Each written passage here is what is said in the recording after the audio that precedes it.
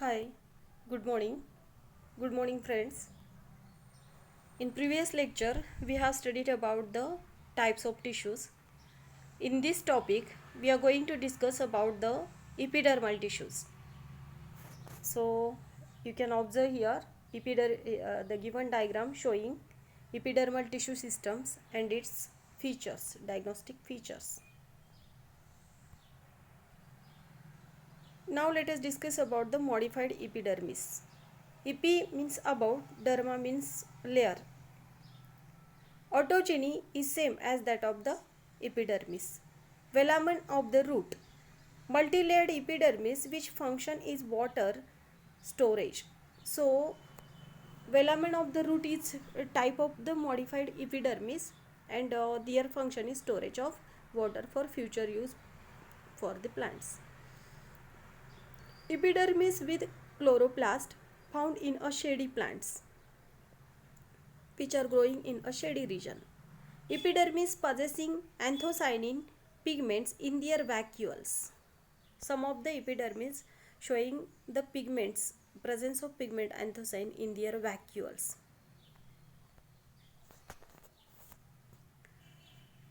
Now let us discuss about the structure and development of epidermis.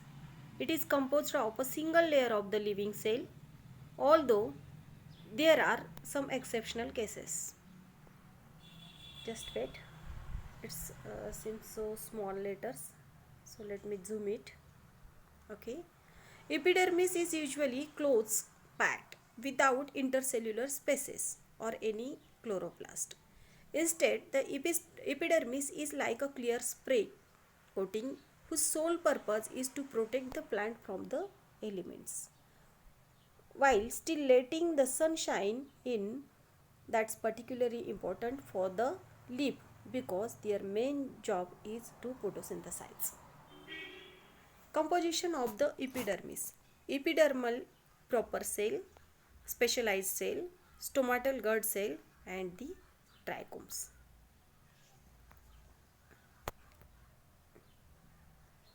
Okay.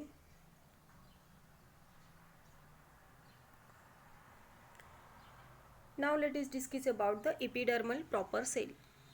These cells vary in thickness and shape.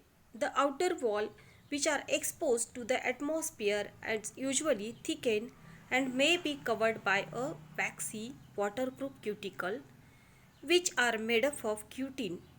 Apart from the normal epidermal cells, there are also stomata in the epidermis of the leaves and stem. Wax is in the form of the granules or the rods may be deposited on the surface of cuticle. Specialized epidermal cell. In certain species of the pteridophytic plants and gymnosperm, many species of Gramineae and other family like epidermal cells are formed.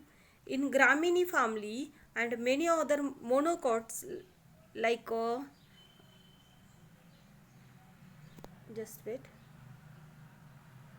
Monocot cells are formed from the villiform cells. These cells are larger than the normal epidermal cells and are thin walled.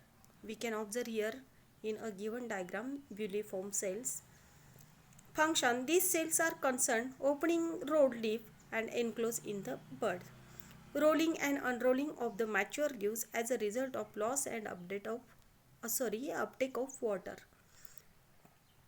This is the midrib and on the upper region of this midrib showing the villiform cells. Okay. Now let us discuss about the trichomes.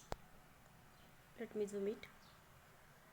Trichomes, the thin walled epidermal cells of the roots, give rise a root hair and hair-like outgrowth may also be found in the epidermis of the leaves and stem.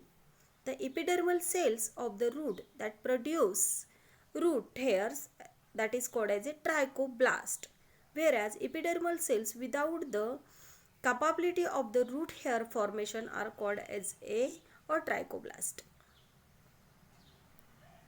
Now let us discuss the function of epidermis. What is the function of epidermis? What is the role of epidermis? The epidermal cell protect the underlying cells. The waxy cuticle prevent the loss of moisture and water from the leaves and stem.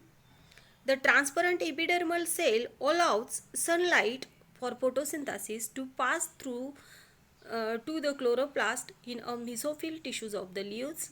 The stomata of the leaves and stem allows gaseous exchange to take place,